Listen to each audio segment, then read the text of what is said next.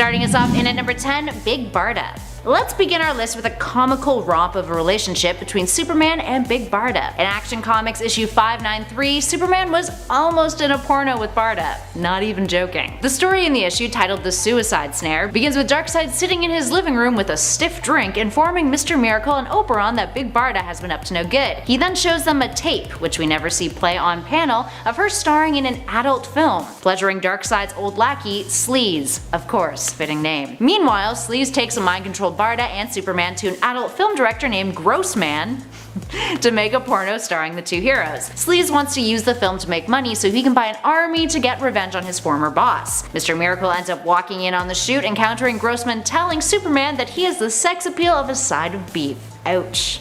That's definitely gotta hurt the ego. But I mean, if you're the Man of Steel, like, can your ego really take a hit like that? You can just brush that shit off. In at number 9, Lila Laurel.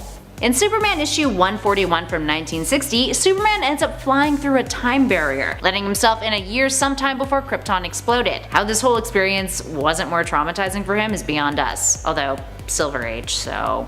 Anywho, he begins to lose his powers and finds himself trapped on the planet. And when he's wandering around, he discovers a spaceship. Turns out this ship is actually part of a movie set of a sci-fi film being produced by a Kryptonian production company. He walks onto the set, ends up in the film, and meets an actress named Lila Laurel, one of Krypton's most famous movie starlets. They end up popping some pills together and then find themselves in a place called Rainbow Canyon, declaring their love for one another. Oh, drugs. Eventually his powers are restored and he goes back to Earth, but later Lila would return in a story penned by Alan Moore in 1985 titled For the Man Who Has Everything, which saw Clark getting a dream machine plant as a gift, which granted one's deepest desires. And Superman's deepest desire? Well, to be a normal Kryptonian, living with his wife Layla and their son.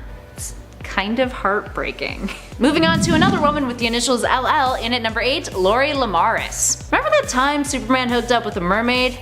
Yeah, that is an actual thing that happened. This one is a product of a 1959 issue of Superman, number 129, in a story titled The Girl in Superman's Past. Lori and Clark had met each other in college and the two had ended up in a relationship. It's also worth noting that Lori is in a wheelchair. When Lori tells him that she needs to return home and tries to break things off, Clark decides he wants to marry her and abandon being Superman for her. He ends up at her apartment where he sees that instead of a bed, she's got a tank of salt water. Therefore, she must be a mermaid.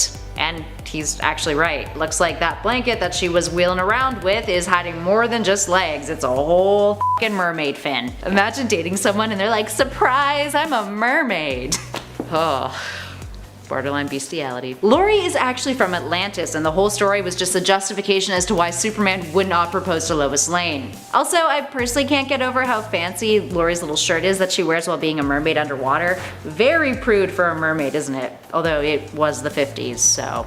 She's just like committed to high fashion, swimming around in the water, doesn't care if it gets all dirty with the salt and debris. Moving on to number 7, Supergirl. Supergirl and Superman have a bit of a weird history together during the Silver Age, and despite being related, have been paired together romantically a handful of times, usually in one-off stories that turn out to have no real consequence. For example, this went down in Superman's girlfriend Lois Lane, issue 55, a product of Otto Binders, who was notorious in the Silver Age for putting the Man of Steel in some pretty ridiculous scenarios. In this issue, we see Superman's teenage cousin appear to be married to her hunky relative. And even better, they've had 2 children. Luckily, this was not incest. Turns out red kryptonite was the real culprit here, with it having driven Supergirl insane. While insane, she decided that she wanted to screw with Lois Lane by deceiving her into thinking that she had lost Superman for good. Supergirl had also managed to hypnotize Superman so that he'd go along with it. And those super babies flying around? They're robots, because of course. This isn't the only time that Supergirl got kinda weird. We've got another instance coming up later on our list. But for now, in at number 6, Superwoman. This Superwoman is a Lois Lane alternate who hails from Earth 3, and played a substantial role in the Forever Evil crossover. Technically, she is an amalgamation of both Lois and Wonder Woman, serving in the Wonder Woman role on the Crime Syndicate team. She and Ultraman are a couple, and she is pregnant with his child. Now for context, Ultraman, the Superman alternate from this Earth, is a complete a-hole, and his upbringing didn't help. Rather than the supportive and loving Kent, this version of of his adopted parents were junkies, and he does not care for Superwoman at all. The only reason why he's with her is because she's the only one on this world capable of carrying his child. But joke is on Ultraman, because the unborn child is like a chess piece for Superwoman, who uses it to manipulate others, including Owlman, who she tells is the baby's father. Turns out the real dad though is Alexander Luthor, who is that world's Shazam, and the only hero from Earth 3. Regardless, she has slept around quite a bit, considering she was able to convince 3 separate men, including Superman/Ultraman of Earth 3, that their baby was theirs. Yikes. Oh. Halfway through and in number 5, Jesse Wells. By the way, editor, you don't need to put the dash Wally. That was just for me. In the case of the Arrowverse, Jesse Wells was Jessie Quick, a speedster from Earth 2. She was the daughter of one of the most brilliant scientists, Harrison Wells. A college student on her Earth, Jessie was abducted by Zoom in a plot to turn her father against Team Flash, until being rescued and forced to temporarily relocate to Earth 1. After being hit by a dark matter wave from the Starlab's particle accelerator, Jessie gradually managed to unlock her Speed Force connection, becoming a metahuman speedster and superhero badass. After helping Team Flash defeat Grodd and his guerrilla army, she decided to move to Earth 1 permanently with Wally West, whom she was dating until they broke up. After learning Savitar had plans for her though, Jessie left Earth 1 to take over for Jay Garrick as the Flash of Earth 3, until Barry Allen was destroyed and Jay returned from the Speed Force. Jessie then returned to Earth 2 to continue her heroics and lead on her team. However, her and Wally did end up getting back together, as we see when Wally comes back and Barry realizes who Savitar is in like that same episode. Like, he comes back, they ask him, how was Earth 2? Or how was Earth 3? One of the two. They ask him how visiting Jessie was. Then Barry realizes who Savitar was in one of the later episodes back in season 3. On December 10th, 2019, after Earth 2's destruction in a wave of antimatter, Jessie was soon confirmed to have been killed, along with the rest of Earth 2's population, aside from Laurel Lance of Earth 2. After Oliver Queen's sacrifice to recreate the multiverse though, it is unknown if she was resurrected. And at 4, Felicity Smoke. After Cyrus Gold stole a centrifuge from Queen Consolidated in order to make more Mirakuru serum for Slade Wilson, Barry extrapolated a logical but unbelievable explanation about the thief being superpowered by merely looking at the crime scene, which ended up being true. Felicity realized that he knew more about the case than they did, and he enlisted his help, telling Barry that Oliver wanted to keep this investigation in-house. During the course of their time together though, Felicity exhibited signs of being attracted to Barry, though she was still clearly uncomfortable when he mentioned his admiration of the Arrow and his theory that the Vigilante had partners, particularly one versed in computer science. You know, it was her. Barry seemed to like her back, and though he was briefly surprised to learn that Felicity spent her nights with Oliver, even though at the time it was due to them working together as vigilantes, they still kissed after she helped him on a case while he was the street. But they decided it was better not to date because they were pining after the people they'd eventually marry. Well, they didn't know that they were gonna marry them, but they were still pining after people they couldn't have at the time, so they're like, yeah, no, let's not do this. And at 3, Jessica Cruz. Jessica Cruz inherited the ring of the crime syndicate's power ring, becoming the new power ring briefly before becoming another Green Lantern of Earth. After getting taken over by a Yellow Lantern ring, she was able to fight off the influence, allying herself with the Justice League. The Flash called in Hal Jordan, Earth's first Green Lantern, to teach Jessica how to stay in control of her Yellow Lantern ring. But with Hal's help, Jessica mastered the use of the former ring. When Grail summoned the Black Razor, the new god of death, to kill the Flash, Jessica maintained enough control of her body to jump in the path of the Black Razor and seemingly kill herself to save the Flash. The Black Razor though managed to kill the entity in her ring, controlling her, causing her power ring to crumble apart on her finger. For her ability to overcome fear, Jessica was actually tracked down and bestowed a Green Lantern ring, becoming Earth's newest Green Lantern, and recently is one of the more popular love interests of the Flash, with the exception of number 1. But ultimately, in at number 2, Patty Spivot. Patty Spivot in the Arrowverse is a former police detective of the Central City Police Department, formerly an officer and a former member of the Anti-Metahuman Task Force. She is also the daughter of a late unnamed man and the ex-girlfriend of Barry Allen. She is commonly thought to be the best fit for the Grant Gustin Flash, but after Barry and Patty got close, Patty realized that there was something Barry wasn't telling her. After the Turtle kidnapped Patty, Patty decided to leave Central City and go to college at Midway City University to become a CSI, like she always wanted. A few days before she left, Patty discovered that Barry was the Flash by connecting his cases to the fact that he always knew what had happened, like he had been there, and she told Joe about it, who told Barry to talk to her, although Barry was hesitant. Right before she left though, she visited Barry and told him that if he was the Flash, he should just tell her and then she would stay in Central City to be with him. Though Barry decided to make a sacrifice and let her go to pursue her dream. Then, because she wanted to prove that Barry was the Flash to herself, she called Barry while she was on the train to school, lying and saying that there was a man with done. So Barry came running as the Flash, which finally proved to her that she was right. This didn't change her decision to go to college though, as Barry left the train and she stayed on, which eventually led to, in at number 1, Iris West. In the comic books, Iris West Allen is the wife of the second Flash, Barry Allen, and the aunt to the third Flash, Wally West, although in the TV show, Wally and Iris are brother and sister. She is a reporter for the Central City news outlet Picture News, and while she may be the most well-known Barry Allen or Flash love interest, how can we not include one of the most iconic love stories that spans across seemingly every single goddamn timeline? Like, even the one where Barry was literally the villain, like in Reverse Flashpoint during Armageddon Part 4. In the comics though, Iris was born in the 30th century to Eric and Fran Russell, and was sent to the 20th century as an infant, where she was raised by the West family. Although she was never told that she was adopted, she had always suspected it, and because of her curiosity about digging up her origins, she grew up digging for the truth. So she became an award-winning writer for her school newspaper. Then she went to Columbia University and had an internship at the Daily Planet. She needed a break though, so she moved to Central City, where she got a job as a reporter for the Picture News, and after many unsuccessful relationships, she met police scientist Barry Allen while reporting a suspected murder that she was investigating, and then they began to go out. She was charmed by his honesty and stability, and then one night Barry proposed to her while riding on the Ferris wheel at Central City Amusement Park. You gotta admit, Barry, not that original. I mean, like, filling your apartment with like 100 fire hazards like you did in the show, that's better than a Ferris wheel. And I mean, like, singing a custom song that the show had written for a musical episode to propose to her again after she took off the ring because she realized that part of why you proposed was to change her fate with Savitar, that was better. Number 10, Hawkeye. Well, some may ship these two, and they have had some flirty moments in the Matt Fraction and David Aja Hawkeye series. They have never really been a thing. Still, that doesn't prevent others from dreaming, and you cannot deny that these two characters definitely have chemistry. Of course, their chemistry likely comes from the fact they are just such great friends. In fact, Clint considers Kate to be his best friend. Sorry, Natasha. At one point, Hawkeye and Hawkeye seemingly share a kiss in the 2016 Hawkeye series in issue number 14. At least, that's what the cover teased. In reality, this kiss wasn't between Clint and Kate at all, but rather Clint and Madame Mask, who was in a Kate Bishop clone body at the time. Oh, comics. Despite even the flirty moments that the two shared in the 2012 Hawkeye series, in the letters column it was more implied that there was no intention for there to be anything romantic between these two, and that Kate was not pining for Clint or anything like that, but simply saw him as her mentor, her friend, and someone who she therefore cared very deeply for. Which meant that yes, he could say mean things to her that would hurt and affect her. There's a whole point where he's basically like, look, I don't want to sleep with you, and people were like, oh my goodness, was Kate like hurt by that? Because does she want to sleep with Clint? I don't know, I feel about that. And they were like, I don't think so. Stephen Wacker, who was the assistant editor, I believe, on that book at the time, was like, yeah, that's not what I saw. I saw more of just her being like, ouch, like that's kind of mean to say. That hurts.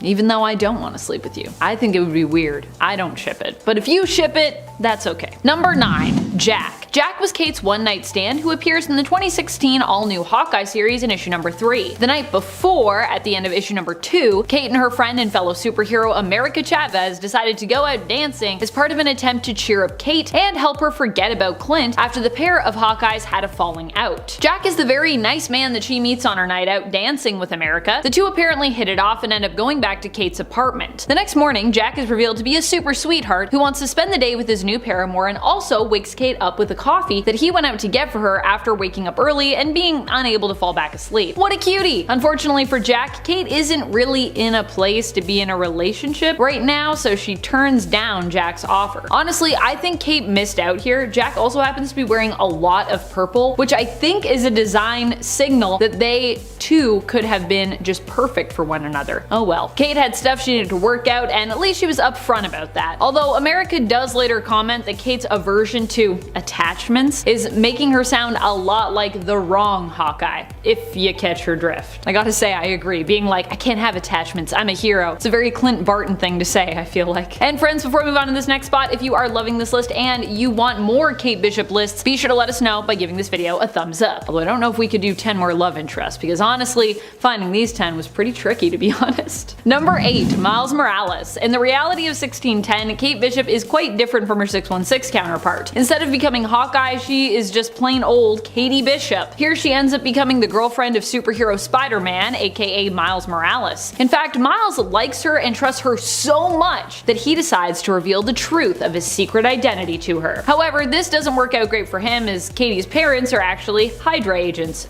Katie ends up telling them what was revealed to her, and when Miles is invited over, they drug and kidnap him, taking him to a place where he is tormented and experimented on. Eventually, Miles escapes their clutches and is saved by the young Ultimates. Despite Katie feeling bad about what happened, their relationship does not survive her ultimate betrayal. Still, for a while, Miles was a love interest of the ultimate version of Catherine Bishop. Number 7. America Chavez. Just as Clint isn't really a romantic partner of Kate's, the same could be suggested when it comes to a relationship with America, fellow hero and friend. In fact, while Clint thinks of Kate as his best friend, I'd say that Kate has a few best friends personally, including Clint, Cassie Lang aka Stature, and America Chavez. America tends to be one of the first people that Kate calls when she needs advice or help, whether it be personal or professional, and it goes the same way for America. She usually calls Kate. The two ended up getting to know one another when America got tangled up in the Young Avengers adventures. Since the time they started working together, they have become close friends who both hold a lot of respect for one another. Although Kate is very much straight and America is very much gay, these two still have great chemistry, and if Kate ever did end up wanting to explore her sexuality, I could see America being a great partner for her personally. Still, these two have never been together romantically in the comics, and like Kate and Clint, this is pretty much purely fanship. Possibly my fanship. I really like America and Kate together. Perhaps this is even more fanship too than Hawkeye and Hawkeye, as the two don't really have flirty moments together in the comics, just a strong friendship and bond. And a lot of fun. They have a lot of fun together. But hey, Kate hasn't been around that long, so I needed some more love interest to flush out this list. And I love these two together, so yeah, this is my fanship. Hopefully that's cool with you. Let me know if you also would ship America and Kate if they decided to be a thing. Number 6. Clown. The Clown is Kazimierz Kazimierczak, but people just call him Kazi for short. He was an assassin hired to eliminate Clint Barton's Hawkeye for the Tracksuit Dracula gang, and other interested parties. A lot of interested parties. A lot of people wanted Clint dead. While this might seem like a strange person for Kate Bishop's Hawkeye to get romantic with, she didn't really know who he was at the time. Both Kazi and Kate were at the same party and ended up talking, enjoying one another's company, and then this led to a little bit of flirting at the end. Though Kate never knew that Kazi was actually an assassin who was employed to take out her partner and friend Clint. The two ended up merely sharing a kiss after talking with one another all night until the party they were both at ended. I will say I also noticed in the Hawkeye series when the Clown's MCU counterpart and Kate's MCU counterpart seemed to share a lingering look as Kazi ran away from Kate. I was the only one, I feel like, that was watching that was like, oh, is it gonna be a thing? Is there gonna be a thing? There was no romance, but they did have a look. They did have a look. Number 5. Tiger. One of my favorite of Wolverine's romantic interests has to be Tiger, who is long known as one of the main crime lords of Madripoor. Before that, she was Jessen Hoan, who ended up being kidnapped by the Reavers and later saved by the X-Men. When Jessen learned that Madripoor crime lord Roche was behind the Reavers' attack, which had pretty much completely uprooted and dramatically altered her life moving forward, she dedicated her life to usurping and defeating him, taking up the mantle Tiger, or taking up the name Tiger really, and that's how we know her now. Wolverine would later learn of Tiger's true identity as Jessen Hoan and would pledge himself to her cause, eventually working as her personal bodyguard while in his patch persona. During this time, Wolverine would also become a somewhat casual lover to Tiger as the two continued to grow closer together. And I love them together, I just think they're so cute. Number 4. Itsu. Itsu was Wolverine's wife at one point many years ago when he was training with the Master Bando Saburo. The two fell in love, were married, and Itsu even became pregnant with Logan's child. For a brief time they were happy, until Logan accidentally stabbed a fellow member of the community with his claws. As a result, he was forced to leave, exiled, but when he went to say goodbye to Itsu, he only found her dead. Years later it would be revealed that Bucky Barnes as the Winter Soldier was actually the one responsible for her death, seemingly manipulated into killing her under Romulus's orders. Oh, Romulus, pulling all these strings and then just disappearing. Their unborn child was also stolen from Itsu's womb, and due to the child's mutant gene, which would also grant him a healing factor, survived. This child would grow up to be Akahiro, aka Daken, Wolverine's troublesome son, who was manipulated into thinking his father had killed his mother before abandoning him. And I'll just let you guess who made him believe that. If you can't guess, it was Romulus. Romulus did everything. And also nothing. Number 3, Jean Grey. Despite these two often not ending up together throughout stories told of them across various mediums, the fact remains that Wolverine will likely always carry a torch somewhat for Jeanie. Jean Grey and Wolverine are generally both never in the right place to end up together, and oftentimes their love story, if they do end up having one in whichever canon or narrative that we're talking about here, ends up being tainted with tragedy.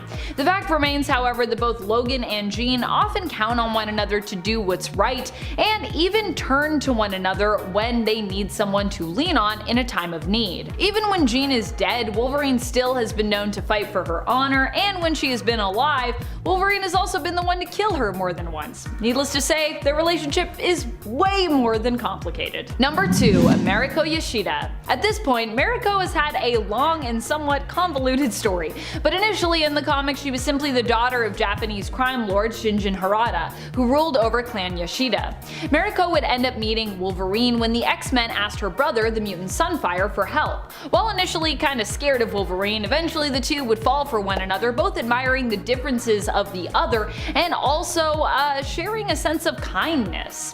Mariko would end up forcibly married off by her father and in a relationship where she was pretty badly mistreated. However, she felt compelled to stay in that marriage due to a sense of honor to her family. Eventually, however, Mariko would become free again and would even take over as the leader of Clan Yoshida in her father's place. For a time, her and Wolverine were engaged, with her not wanting to be married until she had removed all the criminal ties from her family. In the end, however, Mariko would die in a criminal gang war before she could end up marrying Logan. Mariko ended up poisoned, and Logan helped her death to be less painful at Mariko's behest by making it a lot more brief. Logan would punish her killer by visiting him every year and slicing off a piece of him until he died.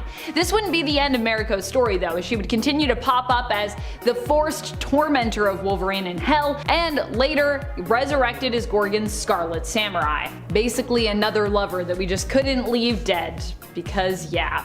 I also love when Wolverine comes to Hell and is like, alright, I'll free you though, Mariko, and she's like, nah, I'm good. Just remember me as I was. I don't want to go back. Like what? They could have had a happy ending there. Oh well. Number 1, Storm. Storm has always been a close friend of Wolverine's and is sometimes known for being his romantic partner as well, especially more recently in the comics. Depending on the reality we're talking about, there have also been universes where these two are firmly cemented as a romantic couple. Even in modern comics, with all the history they have shared as teammates, close friends, and romantic interests, these two's chemistry still manages to surface, and even today, they get pretty awesome flirty moments written in for them. Like during the Ten of Swords Otherworld tournament when the two faced off in a drinking contest against one another. The best thing about that too was that they both held their own and proved they could match each other. That's the thing about Storm and Wolverine. Both are incredibly strong, both as superheroes and as individuals, which is just a small part of why they work so well together. They're very, like, evenly matched, which I like. Coming in at number 10, we've got Catwoman, a pairing that's mostly the stuff of fandom for now, but that's gotten enough official hints and references over the years to earn an honorable mention on this list. Catwoman and Poison Ivy both had a penchant for many years to keep up a flirty relationship with the Dark Knight, leading many fans to speculate that the bisexual Poison Ivy could also be interested in her fellow female supervillain.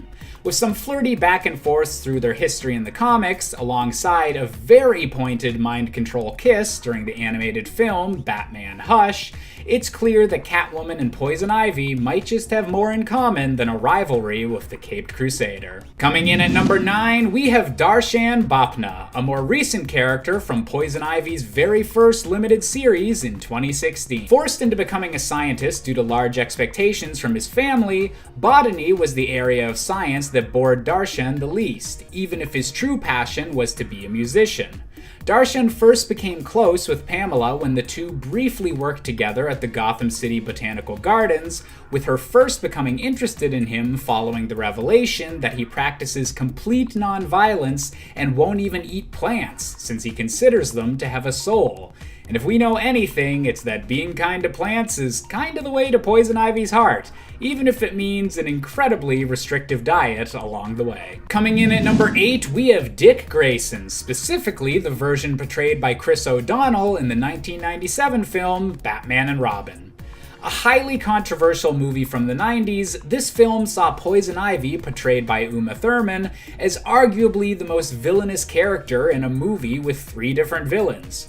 Manipulating both Mr. Freeze and Bane to aid in her dirty work, this version of Poison Ivy also directly tries to seduce both Batman and Robin, but winds up being unable to poison the young sidekick because he conveniently had some fake rubber lips made for the occasion.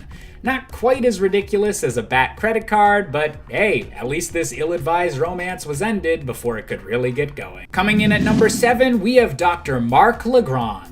In the very first Bronze Age version of the Poison Ivy character, her origin story was heavily tied to an abusive doctor named Marc Legrand. As a promising young botanist, Pamela was seduced into helping Legrand steal an Egyptian artifact filled with magical herbs. Afraid that Pamela will betray him to the authorities, Legrand later tried to poison his assistant with these very same herbs, unaware that they would instead gift her with a complete immunity to poison and the beginning of her talent for controlling plants.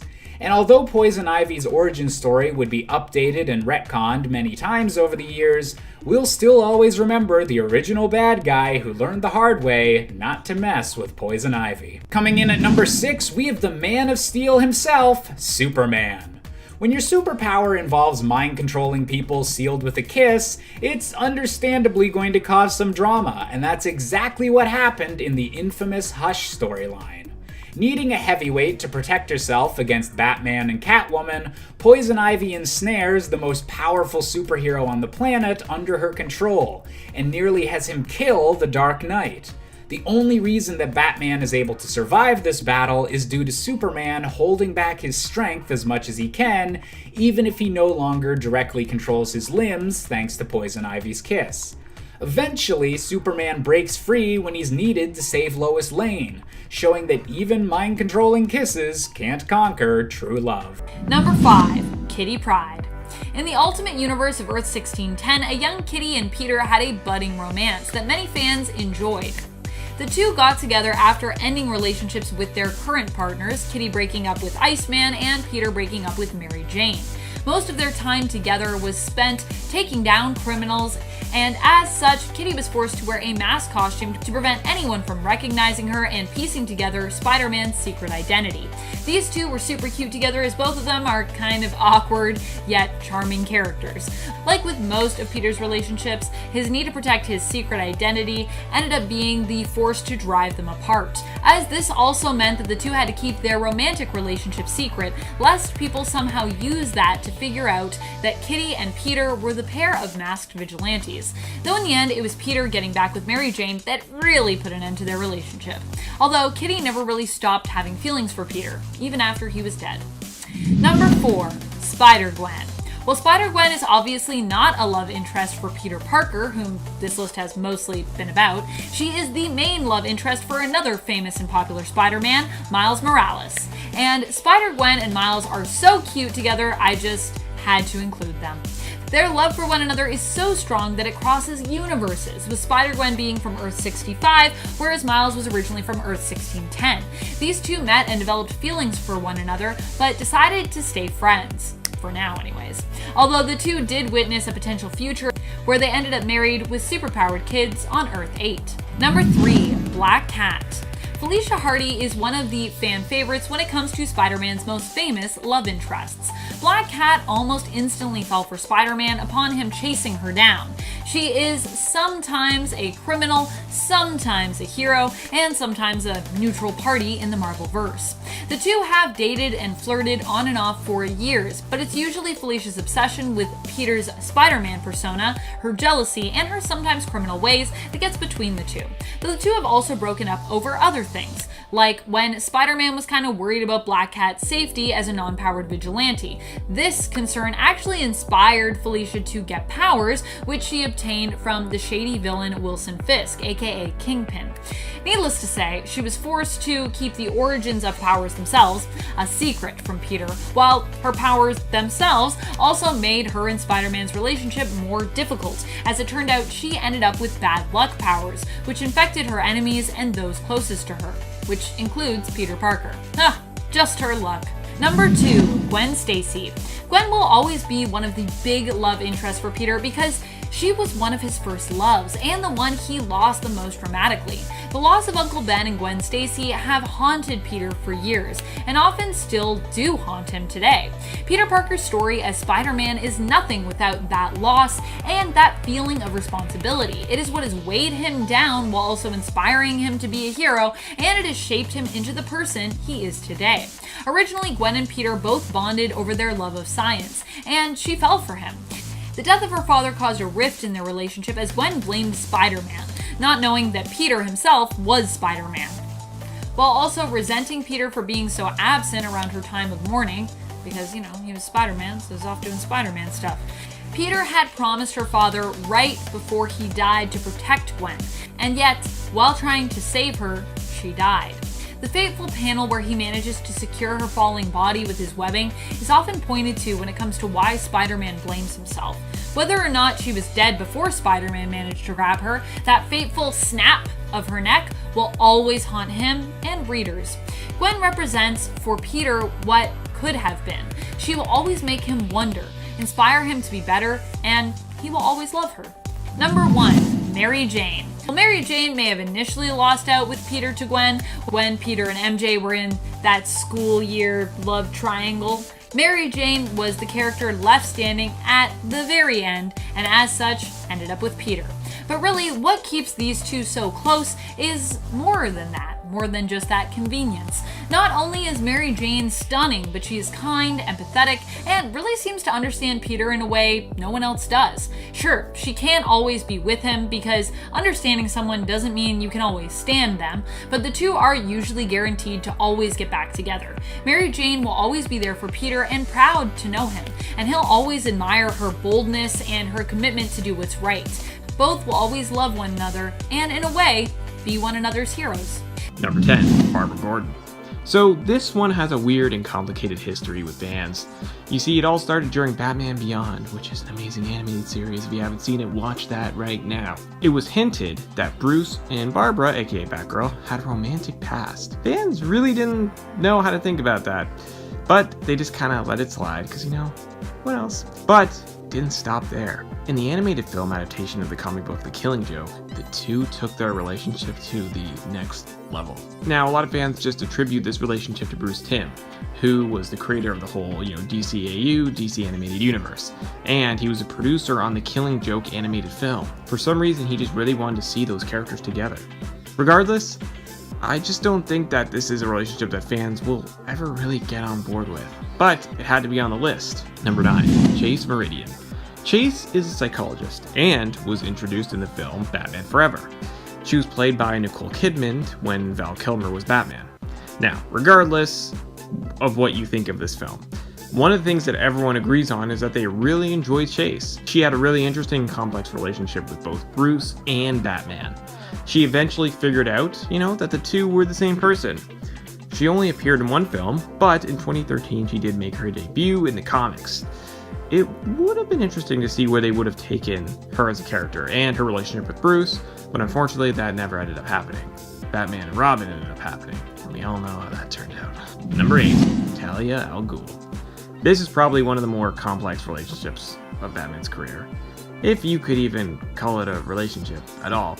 So Batman has never trusted the League of Assassins. That's not, new information. But he has tried to work with Talia from time to time.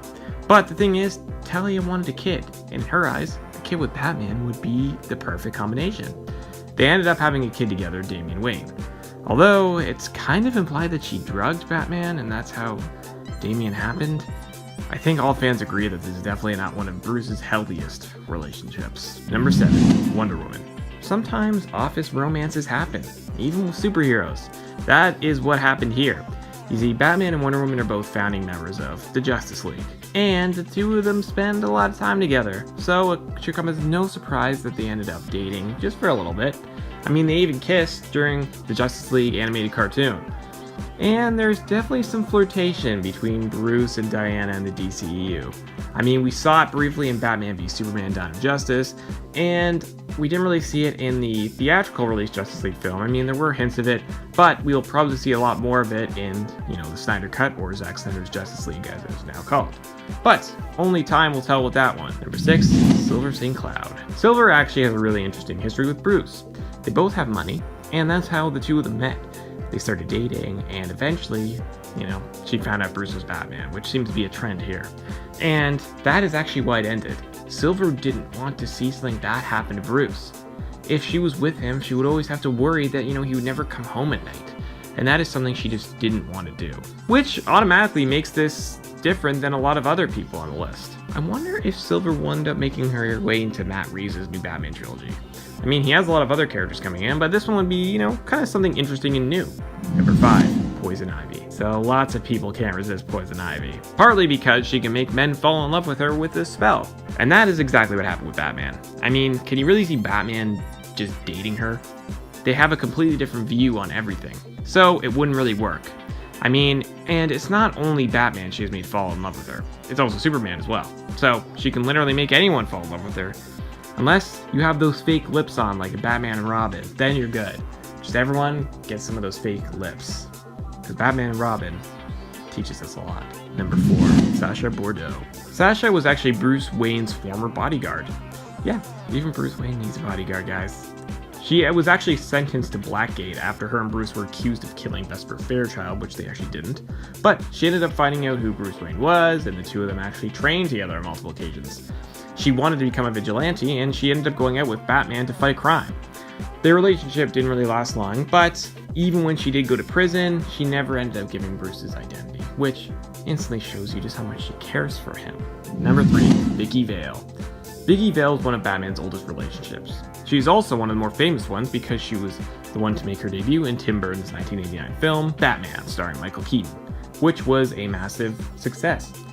Vicky is a reporter that works for the Gotham Gazette. Like many others on this list, they weren't together long, but Vicky holds a special place in a lot of Batman's fans' hearts for being the first one to debut on the big screen. She didn't appear in other movies, but it was a big deal when she first showed up in the film. Number 2, Rachel Dawes. Like Chase Meridian, Rachel was first created for the films. Rachel made her debut in Batman Begins, where she was actually played by Katie Holmes, but then she was recasted in The Dark Knight with Maggie Gyllenhaal, which, is the version that people remember more. Rachel has become one of The Dark Knight's most famous love interests because both films she appeared in are considered to be Batman's best films. She was a childhood friend of Bruce who found out, eventually he was Batman. But they couldn't be together until the world didn't need Batman anymore. She then went on, started dating Harvey Dent during The Dark Knight, and ultimately chose to be with him before, spoiler alert if you haven't seen it, she got killed by the Joker. It was a tragic end to their love story because Bruce was ready to give up everything for her. But Rachel will always remain one of his most famous loves, even though, it was kind of brief and ended really badly. Number 1, Catwoman. Was there ever any doubt? Come on, guys. I think everyone predicted this. I think everyone knew that Selena Kyle was going to be number 1 on this list. Her romance with Batman is famous. The two of them have had an on and off again relationship for such a long time and shared a bond that you just don't see with anyone else. They were going to get married, guys. They were going to get married, but Selena left Bruce at the altar saying that he couldn't be Batman and be happy, so she had to leave, which left fans devastated. Come on! Can Bruce ever catch a break? Probably not. Although, some are still holding out hope that they will be together again, and maybe Bruce will finally be happy.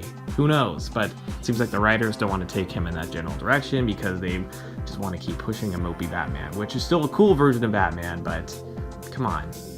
he could be happy. Bruce can be happy, guys. Number 10, Mystique. Wolverine has been around for a long time, so it's no surprise that this is a love interest I constantly forget about, but that exists. Mystique has of course also been around for a long time, and is possibly even older than Wolverine. So of course at some point in these characters' history, they had to have worked together and of course slept together. When it comes to Wolverine and Mystique, these two actually go way back, all the way back to the Wild Wild West. It was then that Logan and Raven seemingly first met, and even teamed up together. It could have been them against the world, but of course, what usually happens with Raven when it comes to romance also happened during her time with Wolverine. Ultimately, Raven betrayed Logan, putting herself first, and it was because of this that the two ended things, and on a pretty sour note. She also ended things by kicking him out of a moving train car, so yeah. Logan's memory isn't always the greatest, but something that he wouldn't soon forget was how untrustworthy Mystique was. Even to this day, he's like, "You suck, Mystique. Also, you're gonna be lonely because you're always betraying everyone." Number 9, Morin. She might not be from the main continuity, but Morin had such a profound and life-changing effect on Old Man Logan that even after she and their children together were tragically murdered by the Hulk gang, Old Man Logan never once forgot about her. He even later asks a returned loved, Mariko, to look out for Morin, who herself, after more than a lifetime of tragedy and literally going to hell and back, is finally trying to live a normal and peaceful life. Mariko, that is, not Morin, who is dead in Old Man Logan's timeline. Old Man Logan set aside some money so that Mariko could keep an eye on younger Morin and ideally try to protect her moving forward, as he knew that if her life continued the way it had in his timeline, it would end in tragedy. He was like, I just love her so much, I just want her to be okay. And friends, before we move on to this next spot, if you are loving this list and you want even more Wolverine love interests, I'm pretty sure I could do 10 more. There's a lot of them out there. Be sure to let us know that you love this list by giving it a thumbs up. Can't give it a thumbs down because that doesn't exist anymore, so just thumbs up, please. What a world we live in where we can't dislike things. Number 8, Rose O'Hara. Rose was Wolverine's first love, and for most of his life was seemingly unrequited. In the Marvel Noir universe, she is also one of his main love interests. Rose is probably the reason why Wolverine tends to have a thing for redheads, actually, although that might be a foggier part of his memory and he might not always remember that. Honestly, at this point, I'm surprised that Logan can even remember what day it is or what his phone number is without having it written down somewhere. That's just how much he's had his brain and his memory scrambled. Rose was brought in from town to be a companion to young James Howlett, aka Kid Wolverine, when he was growing up on his parents' estate. Also, just to be clear, he wasn't known as Kid Wolverine, but you know, we know him as Wolverine now, so he was a kid. You know what I'm saying. Rose was also tasked with looking after James, as he was known for being a weak and often sickly child. Rose died tragically when she ended up trying to get involved in a fight between Logan and his childhood rival, who had returned years later, Dog. It was implied then, as she lay dying, that she perhaps also did have feelings for James at some point. Wow, what a time to find that out. Unlike many of Wolverine's other love interests, Rose has not yet returned from the dead. At least, not yet, anyways. Maybe later, who knows. A lot of them do, a lot of them come back to life. Number 7, Yukio. Yukio has been both a lover and a friend to Wolverine, as well as acted as the adopted mother of his adopted daughter, Emiko. Yukio first met Wolverine during her time working as an assassin for Clan Yoshida. Initially, she was Wolverine's enemy, as she actually worked for the head of the clan, Lord Shinjin, who wanted to shame and kill Logan. Yukio would develop an attraction to Wolverine, but at the time he was basically hung up on Mariko Yoshida, the daughter of Lord Shinjin, so nothing came of it. However, it was because of her feelings for Wolverine that Yukio would ultimately decide to help save Mariko's life later on, despite the fact that Mariko was kinda like her romantic rival for Logan's affections. Yukio is also known for being close friends with Storm and a possibly implied romantic interest of Aurora's as well. At least that's how I see it. I feel like maybe not everybody sees those implications. But I don't know, I think I would ship Storm and Yukio, just like I would also ship Wolverine and Yukio. And just like I would also ship Storm and Wolverine. It's a nice little triangle. Little love triangle there. Number 6. Silver Fox. Silver Fox has become a complicated character since her original story as Wolverine's lover. Silver Fox is a member of the Blackfoot tribe and is Canadian. When Wolverine met her, she had recently been widowed and as such began a relationship with Logan, who had recently been accepted into living with her tribe. Silver Fox, however, would tragically die at the hands of Sabretooth, Wolverine's arch nemesis, and a vicious man and a vicious mutant. Later on, however, this act would also end up being tied to Romulus, who apparently influenced Sabretooth and did a lot of brainwash shenanigans regarding the memories of her death and who was believed to have been behind it. Wolverine would end up attacking the people of Mount Logan and blaming them for her death because Romulus had him brainwashed to believe that that's what happened, despite Sabretooth having taken credit for killing Silver Fox, and doing so in front of Logan. Silver Fox would also later seemingly return, but it's more likely that this version of her associated with Weapon X, Team X, and Hydra was actually some kind of clone or was an agent who was simply brainwashed and manipulated into thinking that she was the true Silver Fox. Yeah, Silver Fox became really complicated, but she used to be very simple. Moving on to number 5, the Female Furies. Taking a break from the comics and looking at the Superman animated series, let's look at an episode titled Legacy, or rather a two-parter episode called Legacy that acted as the series finale. In it, Darkseid brainwashes Superman into believing that he was raised on Apokolips as his adoptive son rather than the Kent's adoptive son on Earth. He does this as a means of using the Man of Steel to conquer the universe for him. But when Superman makes his way to Earth to take it for his daddy dearest, his memories start to come back and conflict ensues. Now during his brainwash period, Kal-El gets to experience the perks of being the son of the ruler of Apokolips, which just so happens to be hooking up with these 3 ladies known as the Female Furies. They consist of Lashina, a sexually charged BDSM new god of Apokolips, Stompa, who seems to have a foot fetish, and Mad Harriet, who is an insane Wolverine-esque killing machine. And it's implied that they had a foursome with the Man of Steel. Darkseid even tells him to, I quote, enjoy the fruits of your labor. Yeah.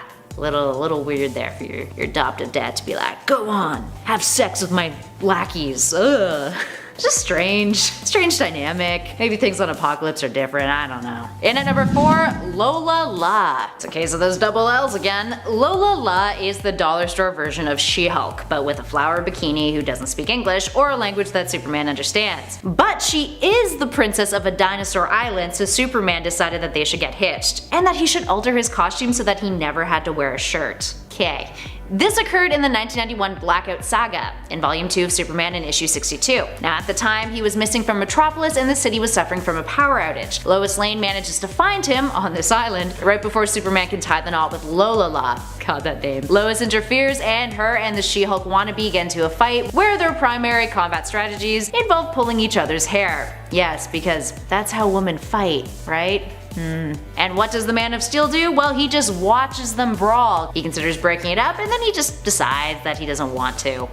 That headband though. Cool. Moving on to number 3, Maxima. Maxima is technically a supervillain, but considering Superman has a thing for mortal Earth ladies, and we have 10 spots on our list, we're gonna just let that whole evil thing slide for this number. Besides, she ends up becoming good later anyway, joining up with the Justice League. Maxima was introduced in 1989's Action Comics issue 645. Hailing from the alien planet of Almerac, she came to Earth in search of a suitable mate, and set her sights on Superman, who was genetically compatible with her. She could give him children, something that, at the time, no Earth woman was capable of doing. That's actually like a common theme in mates for Superman that are not Lois Lane or Wonder Woman. Although technically Wonder Woman could totally birth his children. Despite this, Superman rejected her offer. The two would hook up though in The Adventures of Superman Annual 3 Volume 1 in 1991 in an Elseworlds story in which Lois Lane dies from carrying Superman's child, who literally kicks her to death from the womb out. Maxima becomes the perfect rebound for him and the two fall in love. In the main continuity though, Maxima these days isn't really interested in the Man of Steel, opting out for a Woman of Steel instead. More recently in the New 52, she was revealed to be gay, bonding with Supergirl after they met in Supergirl issue 36. She even develops feelings for her, and reveals that she was forced to leave her homeworld because her culture demanded that she find a heterosexual partner to mate with, which is a pretty good way to revise a hero whose whole shtick has literally been about trying to procreate with Superman. Very two-dimensional. But now she's a character who is more three-dimensional and gay.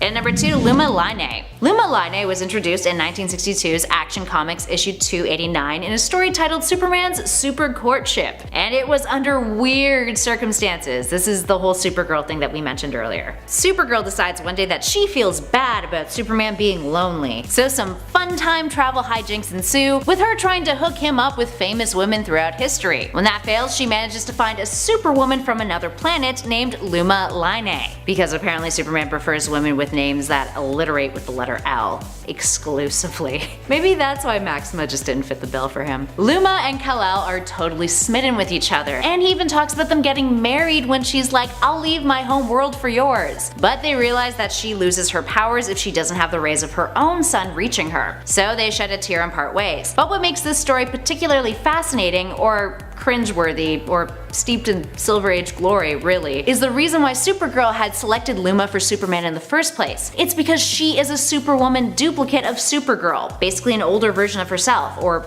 of Superman's teenage cousin from a different universe. Supergirl gets all mopey over the fact that she failed to find him a marriage, and then Superman gets real creepy about it, grabbing her by the chin, telling her that if he ever did marry, it would be to, I quote, "someone super and lovable like you. We can't marry because we're cousins. Though cousins can marry in certain countries here on Earth, we're both from planet Krypton where the marriage of cousins was unlawful." What the f***, Superman? And finally, in at number one pairing with Superman that isn't weird as f***.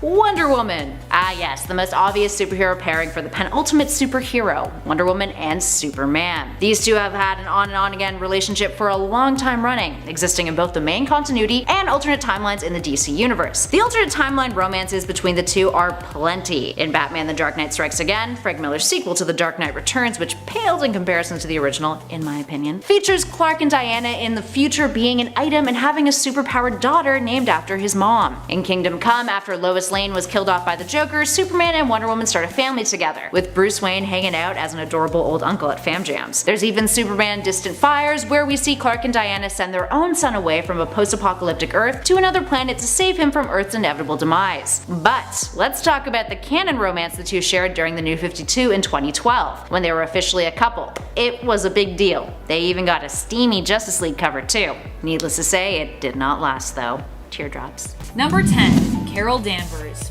While this one never became a tried and true relationship, there was a kind of strange but interesting time that these two went on a date. Now, how did this happen? Well, Spider-Man agreed to do a favor for Carol, but in exchange blurted out that he wanted a date with her. The date itself is super awkward and terrible, but as such proves to make for a pretty hilarious read.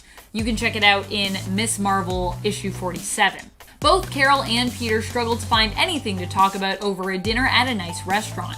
The dinner is then interrupted by evil Hammer agents who are dealt with before the two finish off the night eating junk food together on a rooftop. It actually ends on a nice note, with the two realizing the awkwardness was likely coming from the fact that they were both too concerned with impressing one another.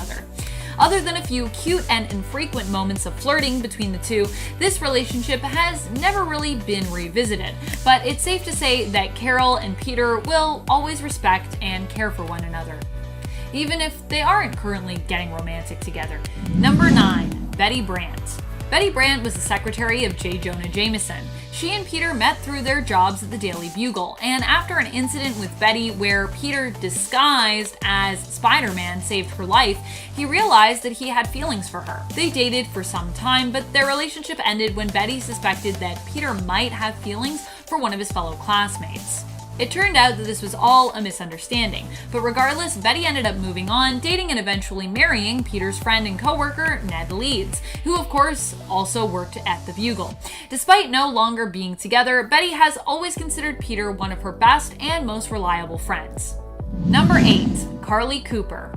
After MJ and Peter's marriage was over and done with, Peter slowly ended up moving on. Carly Cooper was one of the first women he ended up with after MJ and he ended things.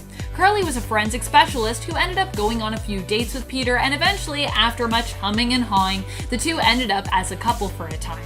In fact, it was Mary Jane herself who helped the two get together, making Carly see that what was holding Peter back from committing to their relationship really was himself, and helping Peter to see the same. The relationship didn't last, unfortunately, as Peter's life as a vigilante, as Spider-Man, ended up wedging the two of them apart, and they broke up. Carly has been hot and cold with Peter since then, sometimes his friend and confidant, and sometimes wanting nothing to do with him. Number 7. Silver Sable. These two never really got a chance to explore a relationship, but Silver Sable is definitely a love interest that has become popular with fans. popular enough that she appeared in the PS4 Spider-Man game DLC content Silver Lining, where sparks between the two characters flew. In the comics, Silver Sable is a well-trained mercenary and owner of the company Silver Sable International. Silver Sablanova is from the small fictional Eastern European country of Simkaria, and is known for being an ally of Spider-Man. She is one tough cookie you do not want to mess with. Silver Sable only ever flirted with Spider-Man and then revealed her feelings for him only somewhat when they thought the world was ending. Number 6. Silk. These two instantly had a very magnetic and physical attraction to one another. Spider-Man learned that Cindy Moon was another spider person / spider totem who had been holed up in a bunker for years in order to protect her from the villain Morin. He freed Cindy from the bunker. I mean, she could have left at any time really, but she didn't because she knew the risk, by giving her the information that Morin had been defeated. Both immediately had a strong and unexplainable attraction to one another, which could in theory have been caused by the fact that it was revealed that they were both bitten by the same radioactive spider, which granted them their abilities. They had a very physically intimate relationship during their time together due to their off-of-the-charts pheromone attraction to one another. And Silk still remains an ally of Peter's. Number 5. Executioner. Not the Executioner that you know from Thor, Scourge to be clear, but rather Daniel Dubois. Daniel is the son of the villain Princess Python. Kate attempted to mentor Daniel, and the two, who go to school together, attended a charity event as one another's date. However, when the Young Avengers seemingly show up on the scene with a supposed Hawkeye complimenting Kate's dress, Daniel began to wonder if Kate Bishop really was Hawkeye as he suspected. In truth, this other version of Hawkeye was not who they appeared to be, and Kate was the real Kate Bishop Hawkeye, obviously. Executioner is a member of the Young Masters of Evil and is later seen among the ranks of the Masters of Evil, just like Kate growing up, just like the Young Avengers, and they all got Avengers membership as well. I'm assuming they all have little Avengers membership cards. I think if you're on the Avengers, you get a membership card. Number 4. Fuse. Fuse is Johnny Watts, who ended up becoming one of Kate's partners and friends when she started Hawk Investigations. As they worked together and spent more time together, he began to develop feelings for Kate. Things got kinda weird when Madame Mask and a clone body of Kate ended up taking things to a more physical and intimate level with Johnny. However, later on, Kate did admit that she had feelings for Johnny, and likewise, he for her. Eventually, Johnny also revealed that he had superpowers when he was forced to use them to save Kate's life. He would take up the name of Fuse and end up joining Kate when she decided to go help out the West Coast Avengers. However, in her latest series, Hawkeye Kate Bishop, it was revealed that the two decided to break off their romance when Kate decided to head back to New York. Number 3. Speed. Tommy Shepard might currently be with Prodigy in the comics, but he is one of my sweet bye babes, and he's also had a thing with Kate in the past as well. In fact, during their time together on the Young Avengers, the attraction between the two even created some tension, as Kate found herself stuck between Speed and Patriot in a sort of love triangle. Who's she gonna be with? At one point, Speed ended up being her kiss on New Year's Eve when the team celebrated the new year together. There are also alternate realities where these two have even ended up married, although it seems more than likely currently that Prodigy could end up being Speed's endgame, at least in my opinion. Regardless, Kate and Tommy definitely have a strong connection to one another and still remain friends to this day, who care about one another a lot and share a strong bond due to their time together on the Young Avengers team. Number 2. Patriot. Patriot has been an on and off romantic interest of Kate's. He is Elijah Bradley, or Eli Bradley, grandson of Isaiah Bradley, who, yes, we met in the Falcon and the Winter Soldier Disney Plus series in the MCU. Eli initially had super soldier-like powers, which he got through using the mutant hormone growth drug, much to the disappointment of his teammates on the Young Avengers. When they found out about this, they were all pretty worried about him, Kate included. In the end, however, Eli would gain permanent super soldier-like powers after receiving a blood transfusion from his grandfather, who himself was one of the first super soldiers to have been created when the US government and military attempted to recreate Dr. Erskine's formula. Patriot and Hawkeye went on a few awkward dates and shared a kiss when they both found themselves trapped under rubble during siege. Number 1. Novar. Honestly, this was a hard one to pick a number 1 for. I feel like it's a toss-up between the top few spots here, but I went with Novar, so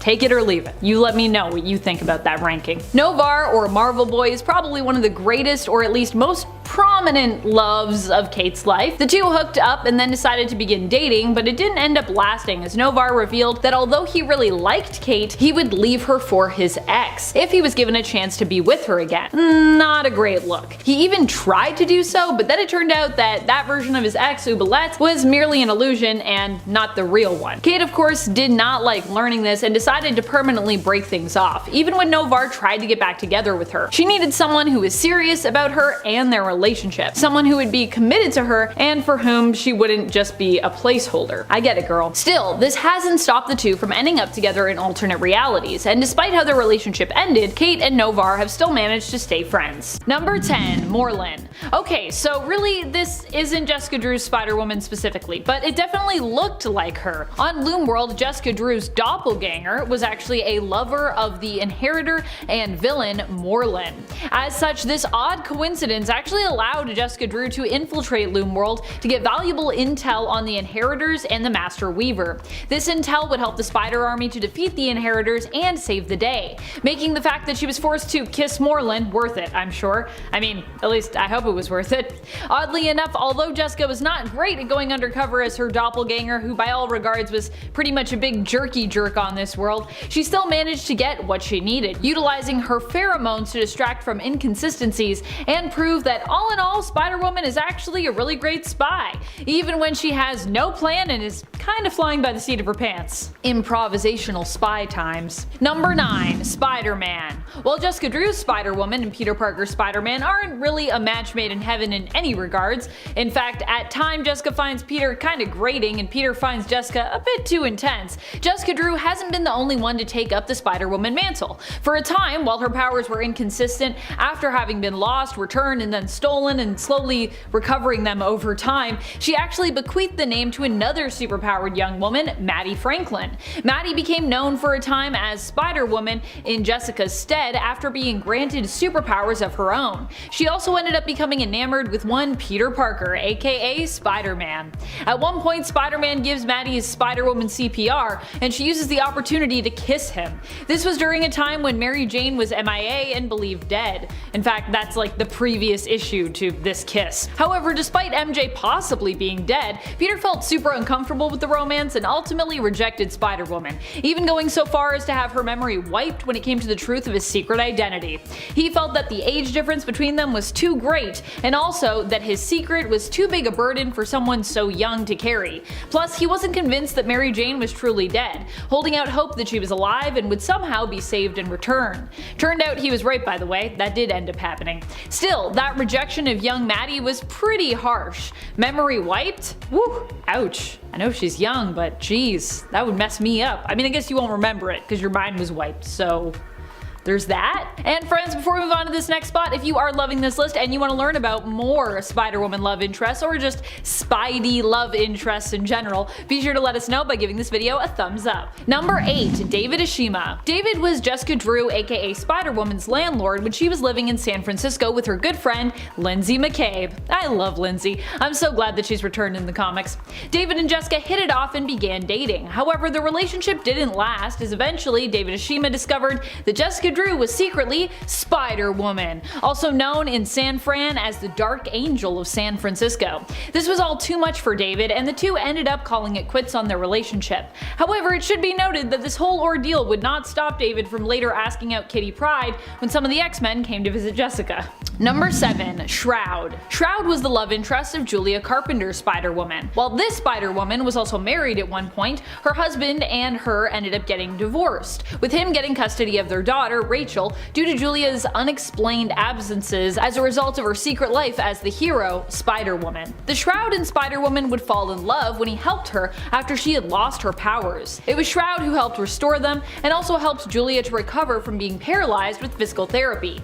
Unfortunately, the romance wouldn't last, but even after they broke up, the Shroud refused to let Julia go and began stalking her in an attempt to get back together with her because he believed it would help him, fix his life. Yeah, that didn't end well. Julia was like, don't stalk me. Stop that. I'm gonna lay a trap for you. Number 6. Captain Marvel. Carol is really just Jessica Drew's best friend forever, but despite them being the facts, there are still a ton of people who ship these two together as, Well, as more than friends.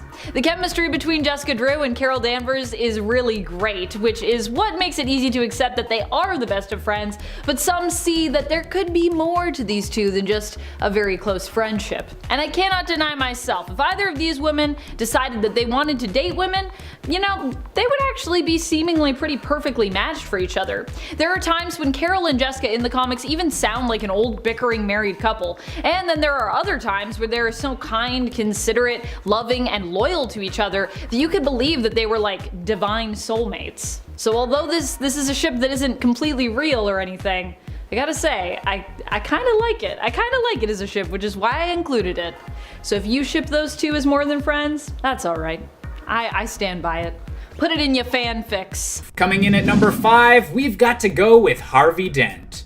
One of the best things to ever happen to Poison Ivy as a character was her rise in popularity due to Batman the Animated Series, and her very first episode in that show is a great example as to why. Introduced as the beautiful new girlfriend of District Attorney Harvey Dent before his tragic turn into Two-Face, Harvey Dent soon finds himself in a coma after a particularly deep kiss from Pamela. Pursued by Batman, Pamela reveals herself as Poison Ivy, the latest supervillain in Gotham who seduced and manipulated Harvey Dent in order for revenge at all the flowers he tore up when building a new Gotham City prison. In an ironic twist, this very same prison is where Poison Ivy would end up after her scheme failed and her true colors were revealed. Coming in at number 4, we've got the tragic romance of Poison Ivy and Clayface. While many of the entries on this list so far have featured Ivy manipulating people, the most heartbreaking betrayal of this nature might be the time she made Clayface fall in love with her. While the shape-shifting villain was stuck inside Arkham Asylum, Pamela made him believe they were genuinely in love and married, and Clayface spent much of his time dreaming of seeing his wife again. Unfortunately, Batman would eventually need to let him know the truth, that Poison Ivy was controlling him not just with seduction, but with seeds implanted within his clay body, breaking Clayface's heart with the ultimate betrayal that he wasn't really in love after all. Coming in at number 3, we have the Dark Knight himself, Batman. While Poison Ivy has definitely flirted with the Caped Crusader less often in recent years, in many early Batman adventures, Ivy had her eyes set on the very man trying to stop her schemes. And while there are a few storylines where this attraction was more than one-sided, for the most part, this relationship mostly consisted of Poison Ivy kissing Batman to mind control him and aid in her plant-based plans. Luckily, by this point, Batman usually has several antidotes for each of his villains' various chemicals of choice, but it's still notable just how many times in the past Batman's had his brain wiped by a vine-controlling redhead. Coming in at number 2, we have the Floronic Man. A supervillain connected to the Green, a primordial energy source connected to all plant life on the planet, the Floronic Man fulfills the same role as Mark Legrand did in some version of Pamela's origin story, experimenting on her as his assistant and turning her into a plant-human hybrid similar to himself. In a notable storyline, he almost managed to use some of Poison Ivy's DNA to create the ultimate plant life form between the two of them, but resulted in Pamela changing her mind and allying herself with Batman in order to defeat the plant-based monster with electricity, destroying the villain once and for all, or at least until he was reused as a villain for a new Swamp Thing series. And finally, coming in at our top spot, who else could it be but Harley Quinn? Created for the very same animated series that made Poison Ivy one of Batman's most well-known villains, Harley Quinn has had one of the best character arcs in all of comics, growing from a one-note henchman of the Joker to becoming her own fully fleshed-out character with one of the most popular romances that comic books have ever seen. Harley and Pamela are perfect for one another, as Poison Ivy teaches Harley Quinn how to be her own woman, free from the Joker's abuse, and Harley allows Pamela to connect more with her human side instead of just obsessing over plants. These two better each other in every way, and that's why Harley Quinn's gotta take the top spot on this list. And at 10, Tina McGee. Tina McGee was a scientist who worked at Star Labs and a friend of Barry Allen in the 90s television series. Basically, for those of you who watch the current series, she was this show's Caitlin Snow. She helped Barry Allen deal with his super speed powers, eventually by giving him a special suit that was modified into a superhero costume when Barry became the Flash. This version of the character is exclusive to the continuity of the television series The Flash and is an adaptation of Tina McGee. The original character was created by Mike Baron and Jackson Geis and first appeared in The Flash Volume 2 number 3 and was played by Amanda Pays, who plays Christina McGee on the current CW Flash as well, which I personally think is a great reference. In the Crisis on Infinite Earths crossover, however, John Wesley Shipp Jr. reprises his role as Barry Allen from that 90s series once more, as he did in the previous crossover Elseworlds, to bring this character's story to a close. When sacrificing himself on the antimatter cannon's treadmill, it's revealed that this version of Barry went on to marry this version of Tina McGee. And at 9, Linda Park. A tragic tale. An instant before the Flashpoint altered reality, Linda's children, Jay and Irie West, were sucked into the dark multiverse by a tide of dark matter. Wally attempted to save them, but was too late. Dr. Manhattan removed 10 years from the history of DC, which included all of Linda's relationships with Wally and Jay and Irie's birth. Linda's memories of her family were erased while Wally was trapped in the Speed Force. When Wally was able to briefly escape the Speed Force, he tried to get to Linda, his lightning rod, to remember him so that he could permanently escape, but she couldn't and thus was pulled back in. Wally was eventually able to leave the Speed Force for good though, with the help of his mentor and uncle Barry Allen. He reunited with his old friends the Titans, where he found he was able to restore their memories of him with a touch, but that Linda was mysteriously immune to this. And at 8, Emiko Queen. Emiko Emmy Queen is the current Red Arrow, a master archer and a vigilante who runs around wielding a bow. She is the Green Arrow's half-sister and partner, no, like vigilante partner. And she is also the assassin Shadow's daughter. Emiko was born to Robert Queen and Shadow on Starfish Island. However, as a baby, she was kidnapped by her father's protege turned enemy, Simon LaCroix. Not the dude who invented the soda though. Better known as Komodo. LaCroix would train Emiko for years with the Outsiders Arrow clan, leading her to believe that he was her father. After Robin had offered for her to join the team, Emiko agreed to join on the condition that if her team does not convince her, she can leave. The team formed by Robin, Kid Flash, Jin, Roadhouse, and Crush had no training, but Emiko saw potential in them and decided to stay as Robin's right hand. This is where Wally would develop a slight crush on her despite her having a crush on Nightwing. After their encounter with Deathstroke goes awry though, leading her to kill the assassin, Emiko leaves the team. And at 7, Raven. Raven is the daughter and herald of the demon Trigon and a member of the Teen Titans. The woman later known as Raven was born to the demon Trigon, a demonic entity who had conquered many worlds and fathered many sons. However, this was his first and so far only daughter. Trigon murdered the women who birthed his sons, however he allowed this daughter's mother to live, believing that his daughter needed to be raised by a human in order to help her reshape the underrealms in his image. For some reason. Afraid of what Trigon had in store for their daughter, Raven's mother took her and fled to the dimension of Azarath, which was beyond Trigon's reach, where she named her child Rachel. But over time, the monks of the realm trained Rachel to control her powers and overcome her father's influence. And at 6, Mina Dewan. Mina Dewan was a Star Labs scientist who was struck during the Speed Force storm in Central City, giving her superhuman speed. As Fast Track, she worked with the Flash to train a new generation of speedsters to use their powers at Star Labs. After the Speed Force storm on Central City, Dewan was appointed the director of the new Speed Force testing center in Star Labs. When the Flash and August came to visit, she revealed that she had also been struck by lightning during the Speed Force storm and had gotten similar powers. She started working with the Flash to train a new generation of speedsters. She took on the name of Fast Track, and after talking to the Flash and training the speedster Avery Ho, they ran into Iron Heights to check on 3 speedsters the Flash and August had apprehended. When there, they found August injured on the floor and the other speedsters slaughtered on the ground, having gotten their speed taken from them. August told them that it was all Godspeed's work. I am the god of speed. Number 5, Jerry Hunt. Jerry Hunt was an agent of S.H.I.E.L.D. who stumbled upon Jessica Drew's Spider-Woman when she was using her powers as a thief, just trying to survive and get by. Or well, she tried to be a thief briefly and then she was like, actually I shouldn't do this. I'll just be a hero instead, even though that doesn't pay anything. Oh boy, how am I gonna eat food? Coming across her path, Jerry managed to unmask Spider-Woman and found her appearance to be familiar. After he was injured, Jessica saved his life, and as he lay recovering at the end of that very first issue of Spider-Woman from the 1970s, he claimed that for whatever reason, he wanted that woman. He wasn't sure if he wanted to catch her or he wanted to love her, but boy oh oh boy did he want her. Jerry would later recall where he'd seen Jessica before in S.H.I.E.L.D. files where he saw her back in her Hydra days. Eventually, Jerry would end up finding Spider-Woman again, and for a time the two would even date. Jerry would also become an ally to Spider-Woman, helping her fight against villains and even trying to help her learn more about her own mysterious past. In the end, they would decide to break up when Jerry had to go back to London for work.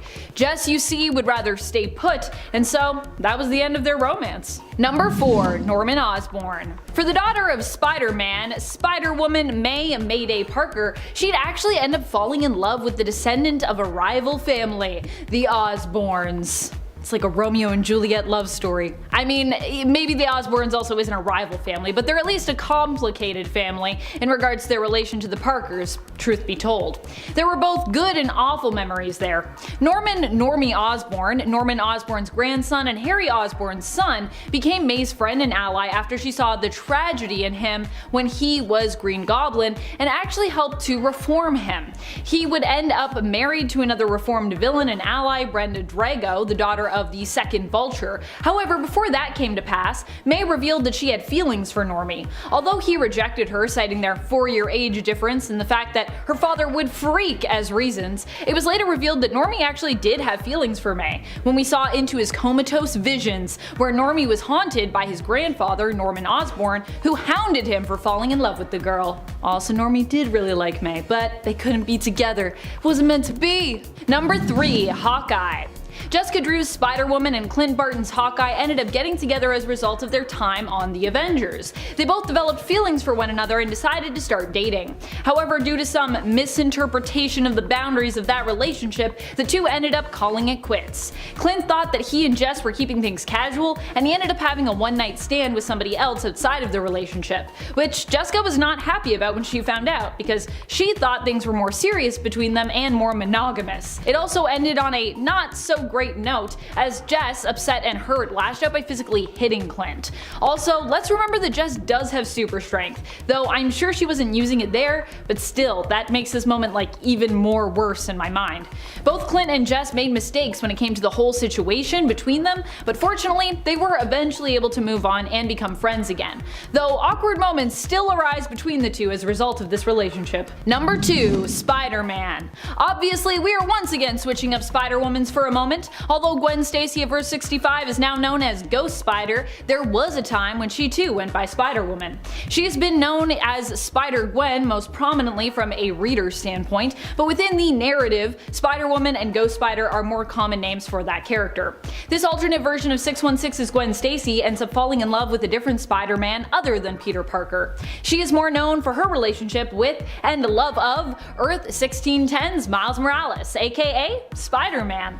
In fact, there is even an alternate future where these two end up together, settle down, and they have kids. In that reality, they are both heroes and also kind of celebrities because of their heroics. Number 1. Porcupine. Roger Gawking is a fan favorite when it comes to Jessica Drew's romances. He was once the villain Porcupine, who ended up becoming involved in a case that Jessica was investigating as a PI.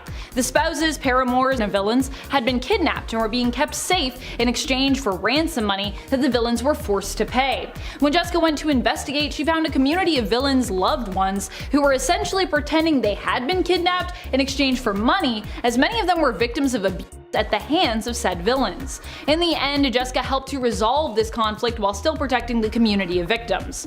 Roger would go on to become an ally and friend to Jess, and also act as her babysitter after her son Jerry was born.